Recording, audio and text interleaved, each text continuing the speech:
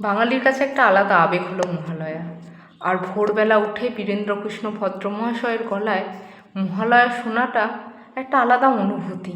তখন থেকেই বাঙালির পুজো শুরু হয়ে যায়, মনে হয় হ্যাঁ পুজো শুরু হলো, এবার পুজো এলো। যাই হোক, একটা ছোট ইনফরমেশান দিই।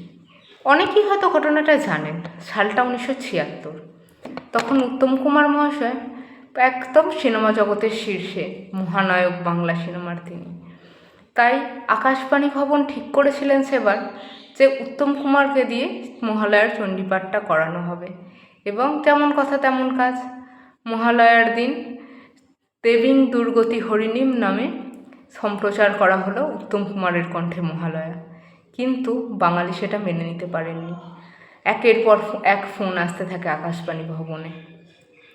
এখানে কিন্তু উত্তম কুমার সেভাবে সাফল্য লাভ করতে পারেননি, কারণ বাঙালির আবেগে মনে প্রাণে বসে রয়েছেন বীরেন্দ্রকৃষ্ণ ভদ্রের কণ্ঠ।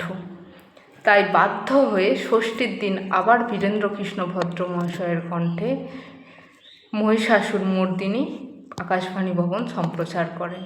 ইনফরমেশনটা অনেকেই জানতেন, তাদের মনে পড়ে গেল, আর যারা জানতেন না তারা জেনে গেলেন।